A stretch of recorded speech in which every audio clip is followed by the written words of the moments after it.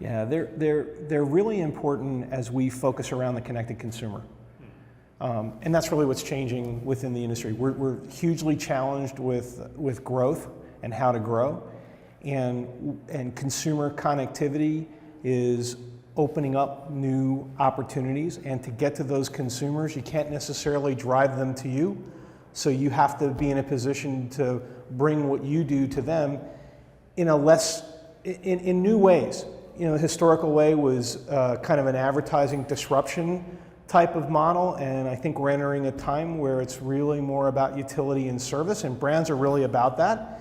At their roots, they're really, really about that for the most part, and APIs present the opportunity to execute against that opportunity. It's in some ways it's kind of that simple, but it's sort of that hard at the same time.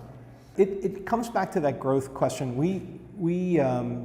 I pretty much stepped out of the role I was in, which was I was the CIO for the company, global CIO for the company, had a number of strategy kind of responsibilities as well, sort of did things, more transformational things that didn't really fit well within the, kind of the operational structure of the business. And that was my legacy at McCormick over the time I was there. And so about 4 years ago, I would have been there about 11 years at that point.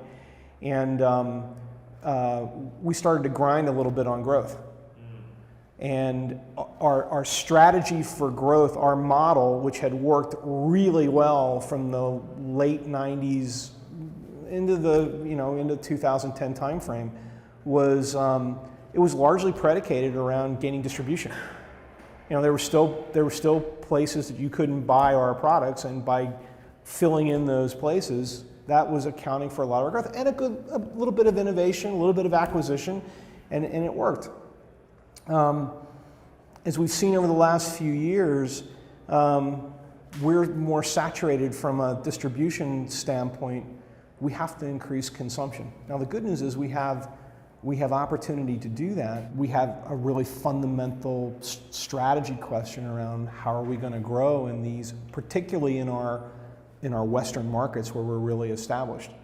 And we just sat down and took a really hard look at what could we do.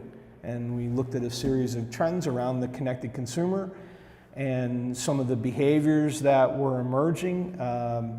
We found that consumers were looking for more variety in what they were eating. We had answers to those questions. We could meet needs that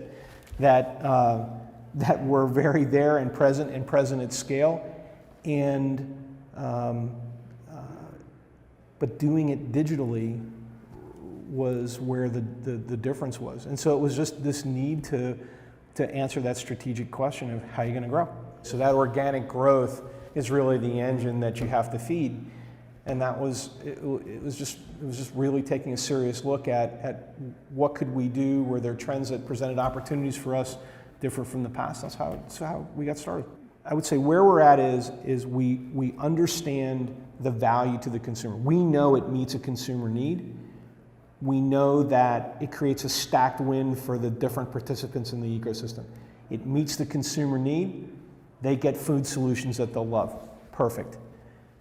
It meets the McCormick need because consumers are cooking with more flavor. They're bringing more variety into their food choices.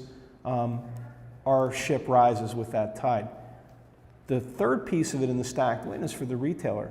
You're causing consumers to think more in terms of solutions. The data we have suggests that basket grows. Okay, so now you've solved the challenge of growth for McCormick, you've solved the challenge of growth for the retailer, and you've delighted the consumer. So we've proven on a small scale that that's how it comes together. Our challenge now is just get the services distributed as far and as fast to every possible consumer touch point that we possibly can, because that's really where it works the most magic for the consumer, because it's learning about the consumer through the context of each of those touch points, whether it's looking at a recipe site or I'm in store and I'm trying to figure out, I find out that chicken's on sale this week and what do I do? So the challenge is just how do you get big fast? As it turns out, Apigee is core to being successful at achieving the objective that we just talked about around scaling, right? It just basically allows us, that relationship allows us to focus on creating the consumer experience, not creating a whole bunch of architecture to deliver it, right? Which if we had to do that, if we'd taken a different path and say, it's an API, we can write that, we'd be in a very different position today, because today we can go build partnerships, and I know we can deliver service at scale to those partnerships. We can measure what we're doing, we can understand where we have bottlenecks that we have to resolve, and we can focus almost all of our energy on building a great consumer experience.